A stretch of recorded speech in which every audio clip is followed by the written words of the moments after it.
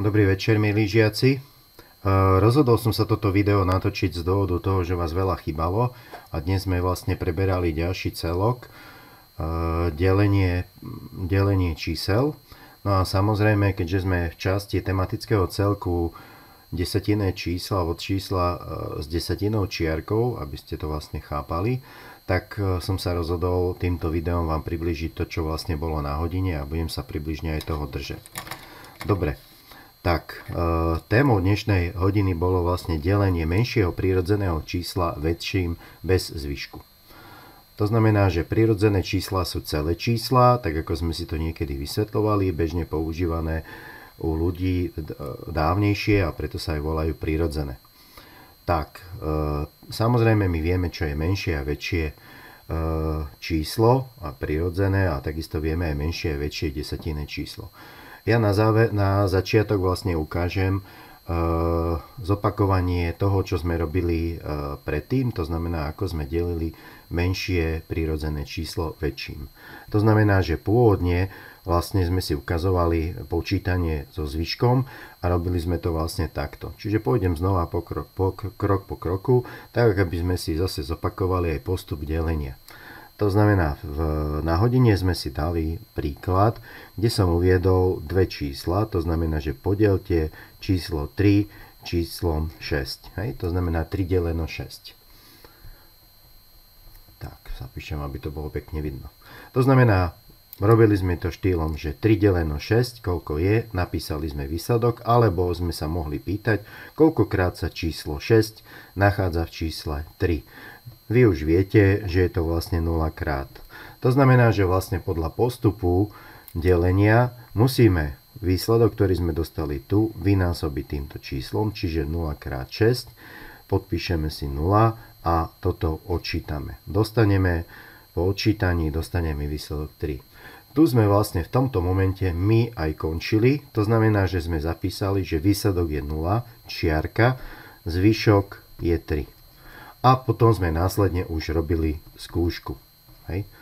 Každý. Hej? To už nebudem robiť, lebo každý už viete, ako sa tá skúška pri týchto číslach robí. To bola vlastne situácia, keď sme nepoznali desatinné čísla.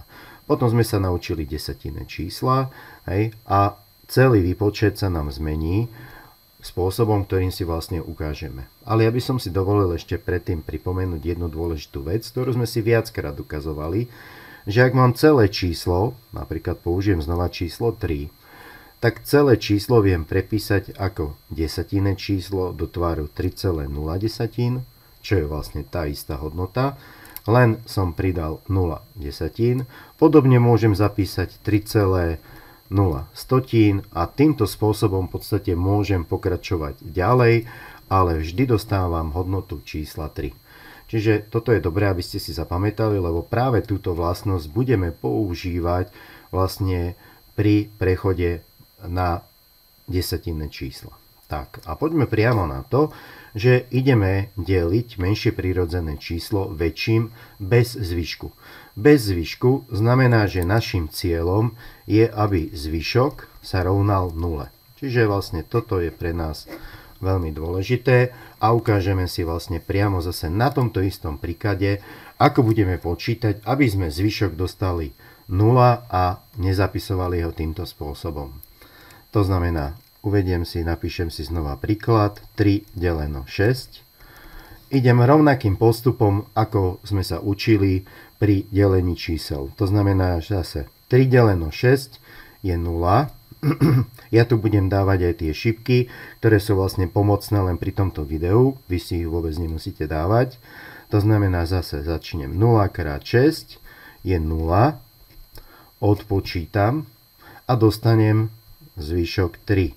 Ale keďže mám ten zvyšok je pre nás stanovené, že musíme počítať až dovtedy, kým zvyšok nie je 0, tak urobím to, že vlastne za toto číslo si predstavím, a môžem si to kľudne aj zapísať, predstavím si desatinnú čiarku a keďže túto desatinnú čiarku dávam sem, tak v tom istom okamihu dávam desatinnú čiarku aj do výsledku.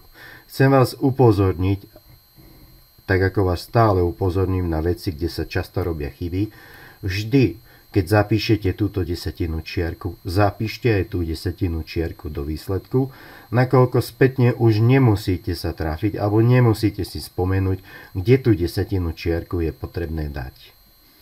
Teraz si predstavím, že nemám už číslo len 3, ale mám 3,0.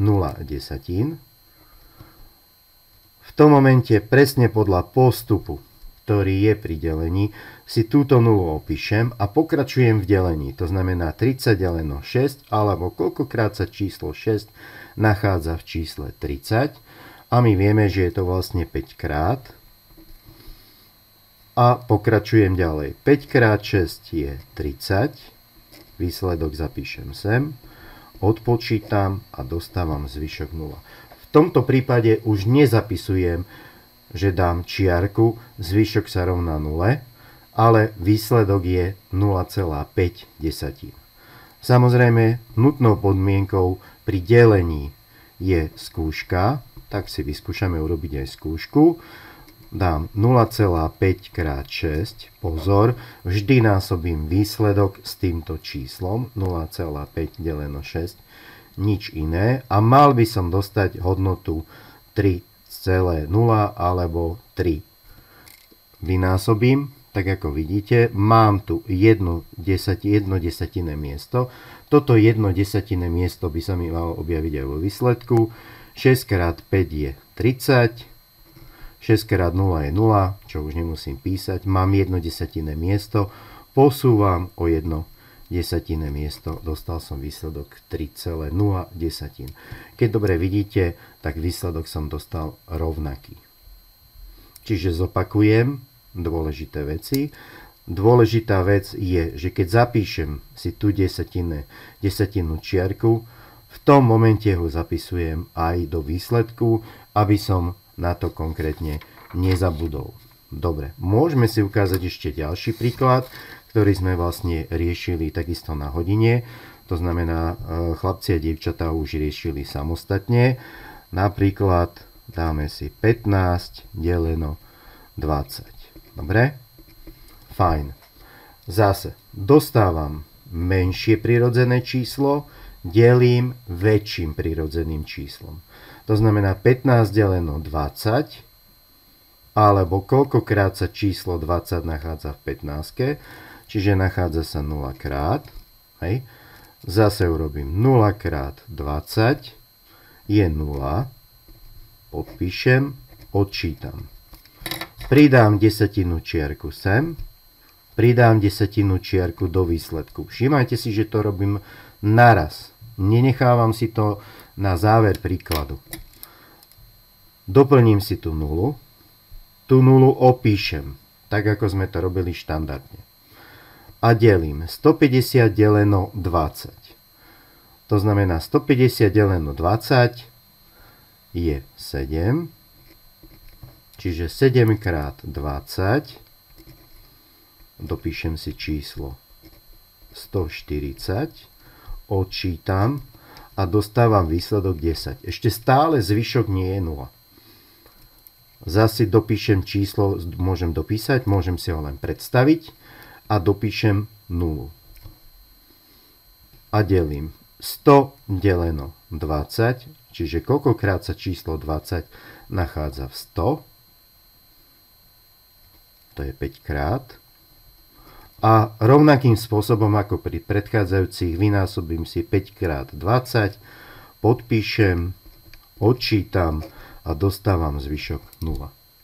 Samozrejme zase skúška, aby som mal istotu, že som to vypočítal správne, 0,75 krát 20. Zase upozorňujem, nezabudnem, mám tu dve desatinné miesta, ktoré sa mi musia objaviť vo výsledku. A postupne násobím, ako by to boli celé čísla. Čiže vlastne 0,75 krát 0, to znamená 5 krát 0 je 0, 7 krát 0 je 0, 0 krát je 0. Vynechám jednu pozíciu, 2 krát 5 je 10, 0, 2 krát 7 je 14 a jedna mi ostala je 15. Spočítam a tie dve desatinné miesta, ktoré mám tu, čiže len dve desatinné miesta, tak vlastne posuniem si tu. Čiže 2/10 miesta. Hej?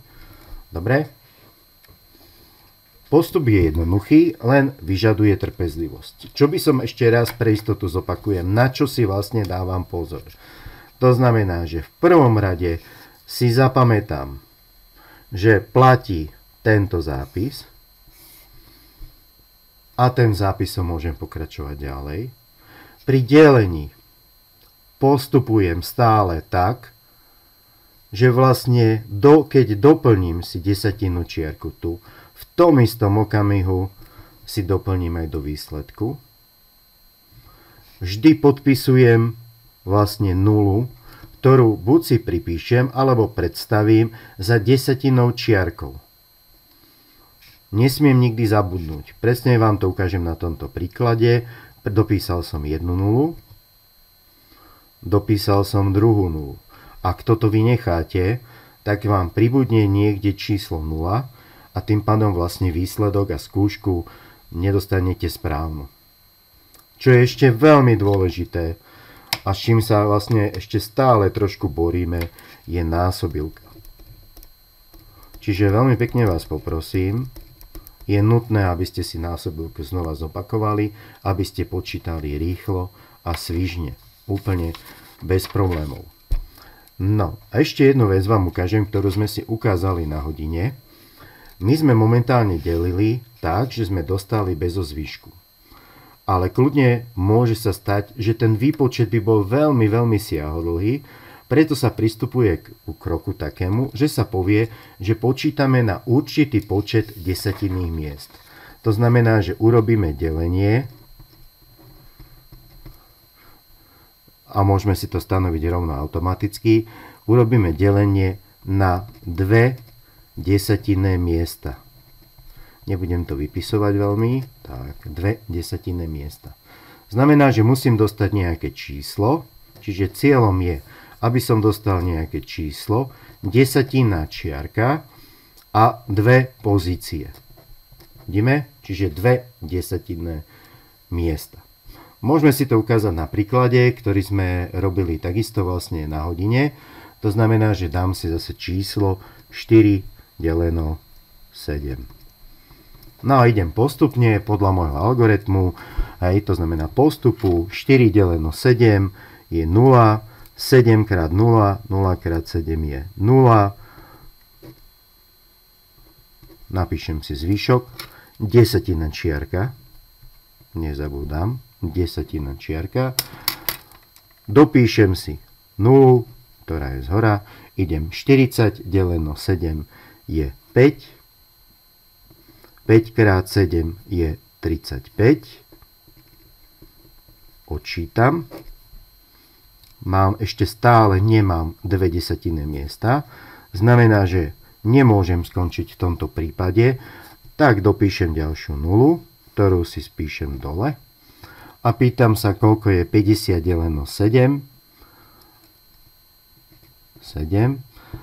7 krát 7 je 49. Podpíšem, odčítam a dostal som zvyšok 1.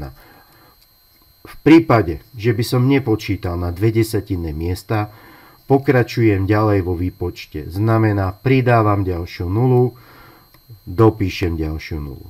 Hej? To znamená, počítam až dovtedy, kým by som nedostal to konkrétny výsledok, kým by som nedostal 0. Ale keďže podmienka bola na 2 desatinné miesta, tak som to aj vypočítal na 2 desatinné miesta. Ak by bola samozrejme podmienka na 1 desatinné miesto, počítam na 1 desatinné miesto. Tak, pevne verím, že ste to vlastne pochopili. Ešte raz opakujem, je dôležité si spomenúť na túto podmienku, o ktorej sme stále hovorili. To znamená, že celé číslo viem zapísať ako desatinné číslo, pridaním 0 do desatinej časti. Pri delení zapisujem stále desatinnú čiarku aj na jednu stranu, aj do výsledku. Nevraciam sa. Správne podpisujem a správne dopisujem tie nuly, ktoré si vlastne buď myslím, alebo dopíšem do desatinej časti. Dopočítam, urobím skúšku, ak vyšla správne, automaticky viem, že výsledok je správny. Tak. No a posledné, znova zdôrazňujem, aby som počítal svižne a netrápil sa, že koľko je napríklad 7x8 alebo 6x8, tak si zopakujem násobilku, tak aby som mu naozaj vedel. Prajem vám všetkým krásny večer a dúfam, že vám to videjko trošku pomohlo. Ak by ste čokoľvek potrebovali, môžete sa kľudne ozvať. Prajem pekný večer.